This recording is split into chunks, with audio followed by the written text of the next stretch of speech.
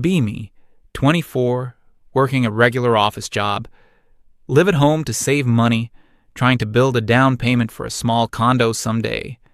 It's not a bad setup. Mom and Dad are good people. The only real source of friction in the house is my sister, Jean. She's 20, in her third year of a liberal arts degree at a university downtown. I love her. She's my sister. But sweet Lord, has the internet melted her brain. Her entire worldview is curated by a TikTok algorithm designed to sell her things and make her feel inadequate.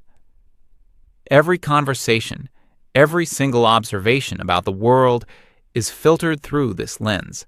It's all about aesthetics, vibes, main character energy, and most of all, standards. Specifically, the bare minimum she expects from a future partner.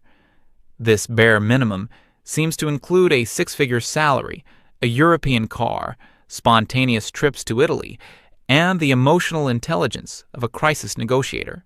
She spends hours scrolling through videos of influencers whose boyfriends surprise them with Cartier bracelets for their half-birthday. This would all be harmless, if a bit delusional, except for how it's started to affect our family life.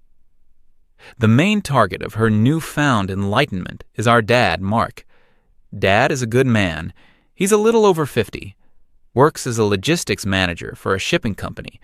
It's not a glamorous job. He doesn't come home with exciting stories about closing big deals. He comes home tired. He's a quiet guy. His idea of a good time is watching a baseball game with a beer or spending a Saturday morning fixing the leaky faucet he's been meaning to get to. He wears New Balance sneakers, not because they're ironically fashionable now, but because he's been wearing them since the 90s, and they're comfortable. His car is a reliable 10-year-old sedan with a small dent in the fender that's been there for 3 years. He doesn't take Mom to fancy Michelin star restaurants. They go to the same local Italian place they've been going to for 25 years, where the owner knows their order by heart. In Jean's eyes, this doesn't make him a solid, reliable family man. It makes him a failure, a low-value man who settled. The comments started small a few months back. We'd be driving somewhere and she'd point out a new BMW. "God, I can't wait until I'm with a guy who can afford a real car," she'd say, loud enough for Dad to hear from the driver's seat. He wouldn't say a thing, just keep his eyes on the road. Mom's birthday was sometime in the spring. Dad got her a beautiful new gardening set she'd been wanting and a gift certificate for her favorite nursery. She was thrilled. Later that night, I overheard Jean on the phone with a friend. "It's just sad," she was saying. "He got her a shovel. My friend's mom got a weekend trip to a spa resort. Mom just deserves better, you know?" It was this constant dripping faucet of disrespect. She saw his practicality as a lack of romance. She saw his financial caution as a lack of ambition. She saw his quiet nature as a lack of passion. He was, in her TikTok-fueled vocabulary, a beta, and she, Jean, was destined for an alpha. I tried to talk to her about it once or twice, told her Dad works his tail off for us, that he's a great father. She'd just roll her eyes. "You don't get it," she'd say. "You're a guy. You don't understand the pressure on women to partner up.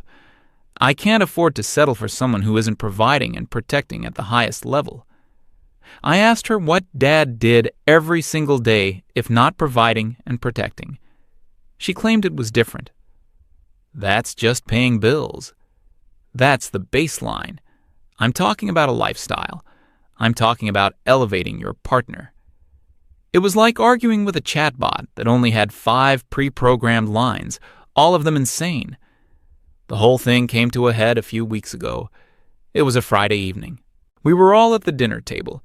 Mom had made lasagna. Dad was home from a long week, looking particularly drained. He was eating quietly, just listening to the rest of us talk. Jean, of course, was glued to her phone, shoveling food into her mouth while her eyes were locked on the screen. Suddenly, she lets out a dramatic sigh and shoves the phone in Mom's face. On the screen is some influencer girl, posing on a yacht in a place that looked like Monaco or something. Her equally chiseled boyfriend was standing behind her, a smug look on his face. The caption was something like, "He told me to pack a bag for the weekend, and this is where we ended up. Find a man who makes you his priority." Jean looked up from the phone, her eyes shining with a mixture of envy and determination. "This," she announced to the table, "this right here is what I mean. This is the bare minimum. This is what a man who truly values his woman does. He invests in experiences. He creates memories. He leads." I just stared at her. Mom gave a weak, uncomfortable smile and handed the phone back. Dad didn't even look up. He just took another bite of lasagna.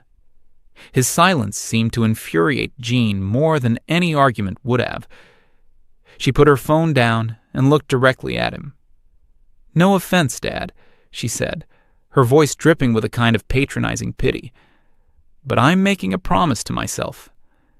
I will never, ever end up with a man like you." The air went out of the room. Mom froze with her fork halfway to her mouth. I felt a hot surge of anger in my chest. I need someone with drive, someone who wants more than just this. She vaguely waved her hand around our perfectly nice, comfortable dining room. "I want an alpha. Someone who is going to build an empire, not just maintain a budget." She finished with the ultimate insult, delivered with the smug certainty of a 20-year-old who has it all figured out. I just think Mom could have done so much better. That was it. That was the line. Dad finally stopped eating. He slowly put his fork down. He looked at Jean, and for the first time, I saw something other than exhaustion in his eyes. It was a deep, profound hurt. But he didn't say a word. He just picked up his plate, took it to the sink, and walked out to the back porch. Mom started to say something, then just shook her head and started clearing the other plates, her face tight with disappointment. Jean, in her own little world, seemed to think she had just dropped some brave, empowering truth bomb. She picked her phone back up, completely oblivious to the crater she had just left in the middle of our family dinner. I sat there, watching her, and the anger I felt wasn't hot anymore. It was cold. It was a cold, clear, calculating anger. Arguing with her was pointless. Her brain was fortified with layers of memes and pop psychology. Feelings didn't work. Logic didn't work. But numbers might. I didn't say another word to her that night. I just went up to my room, opened my laptop, and started my project. I logged into the family's shared online portal for our bank accounts. Dad had given me access a few years ago in case of emergencies. I wasn't snooping. I was arming myself.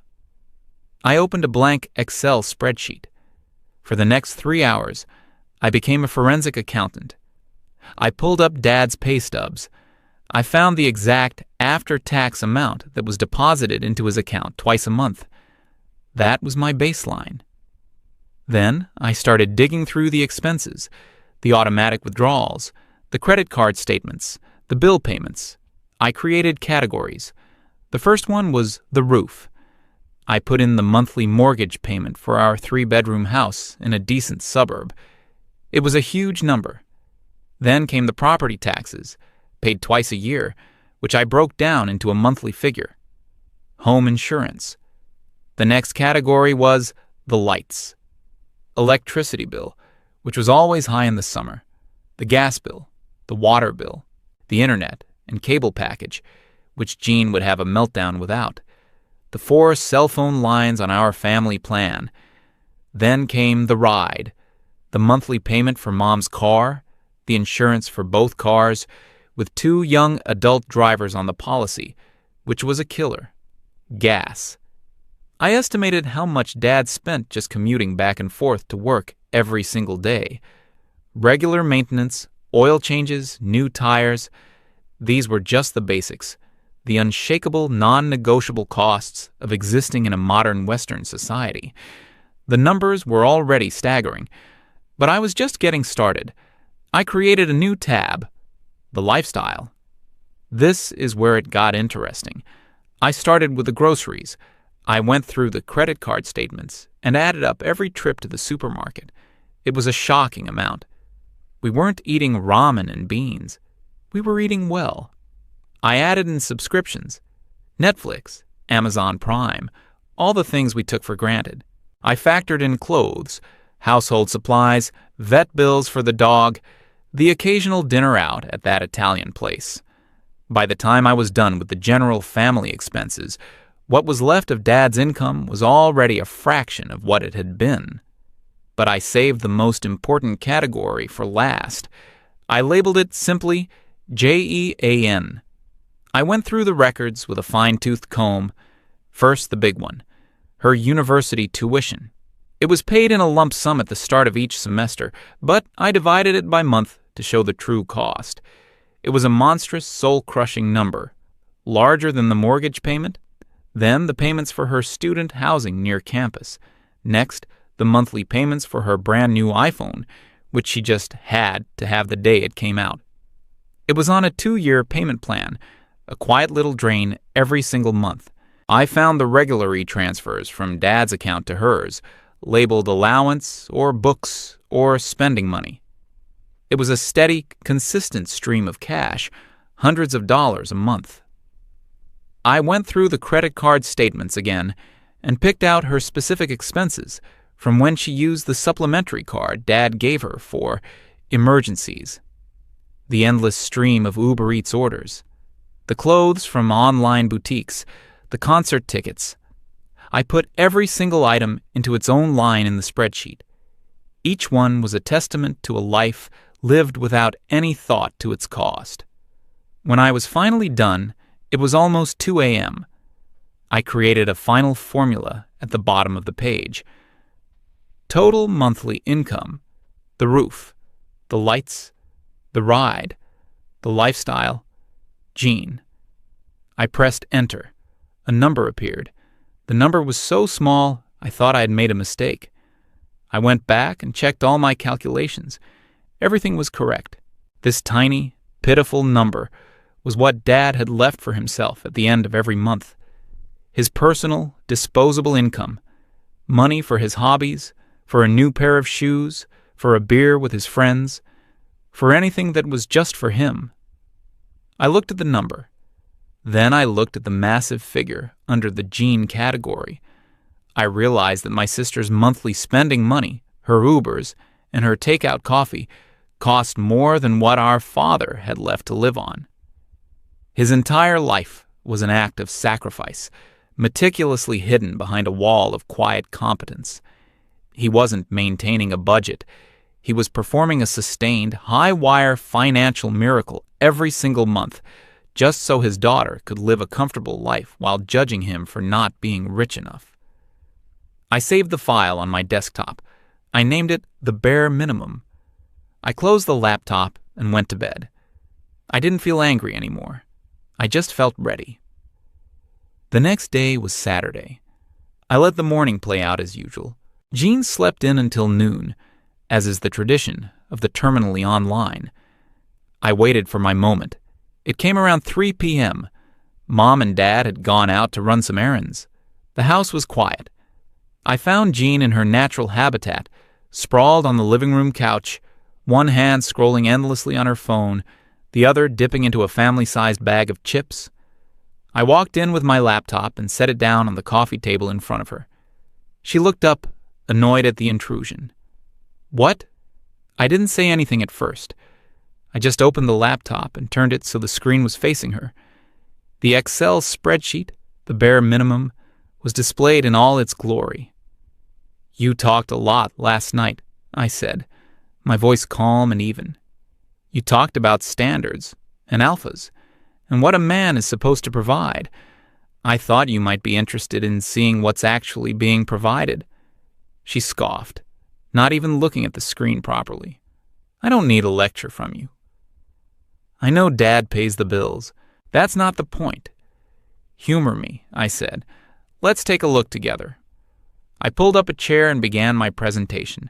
I started with the top line, Dad's monthly take-home pay. This is the total income, I explained. This is the whole pie. Everything we're about to look at comes out of this number. She glanced at it, unimpressed. To her, it was probably just an abstract figure. Then I moved to the first big block of expenses.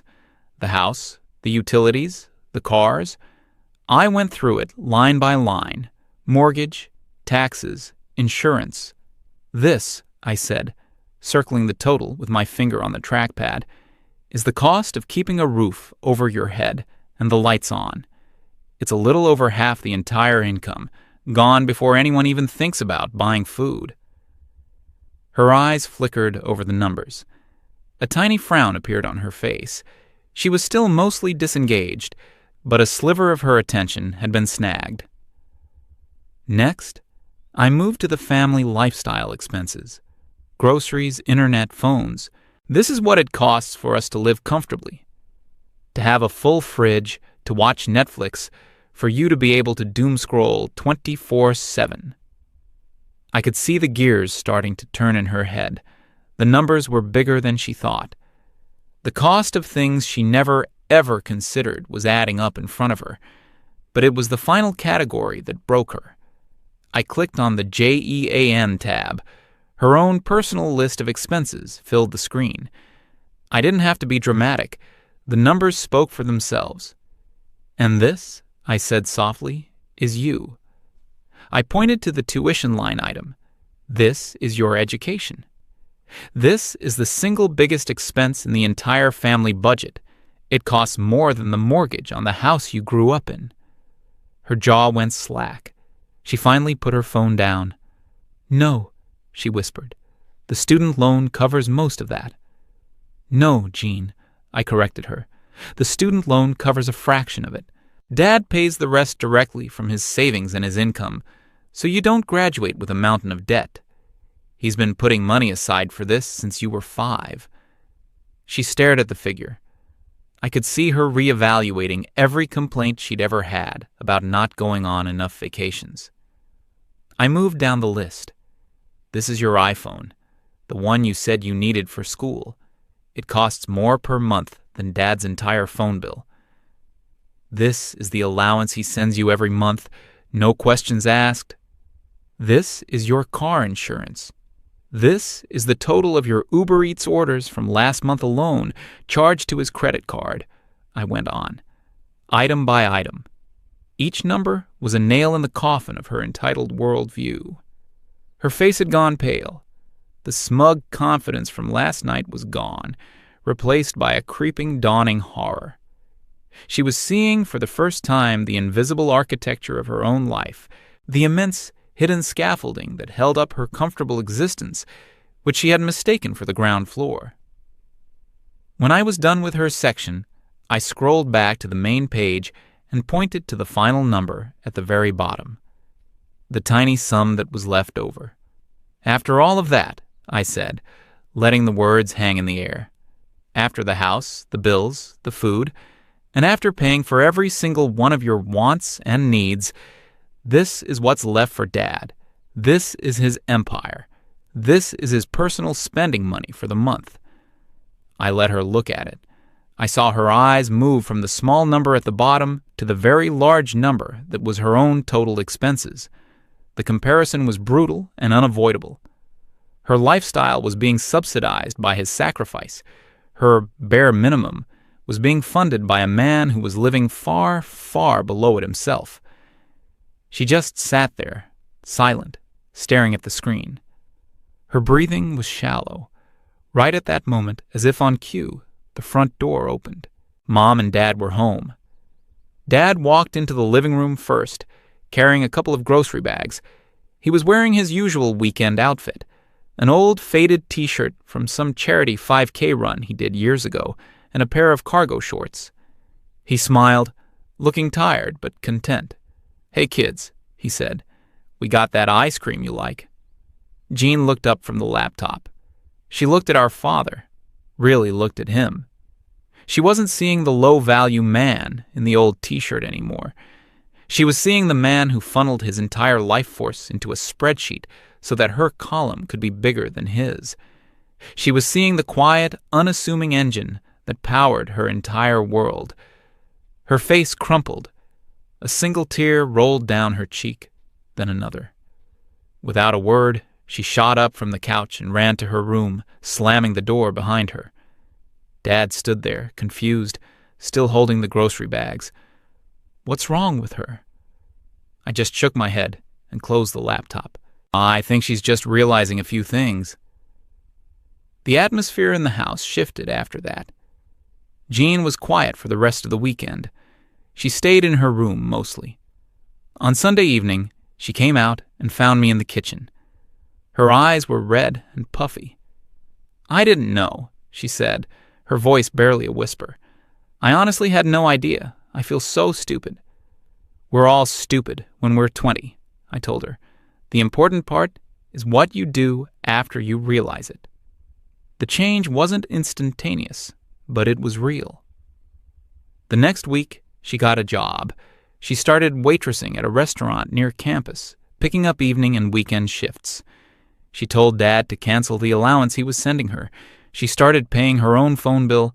She stopped ordering takeout and started packing lunches. The endless, judgmental commentary about Dad's choices ceased completely.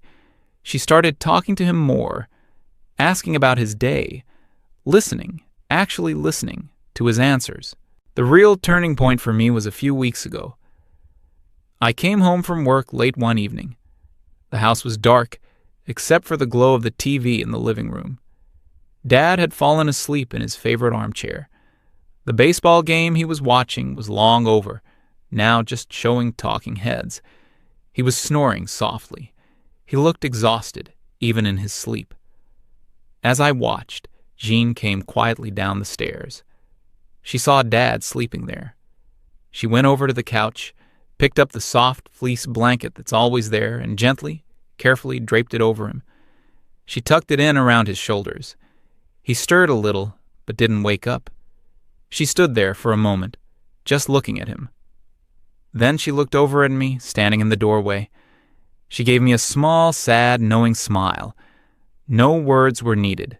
She finally understood. Her whole life, she'd been dreaming of some mythical alpha she saw on social media, a flashy, loud, empire-building caricature. She never realized she was being raised by one. Not the kind that posts his wins online, but the kind that wins in silence every single day, so that his family can have a life he never did. The kind whose victories aren't measured in sports cars and Rolexes, but in paid tuition, a full pantry, and a daughter who finally gets it.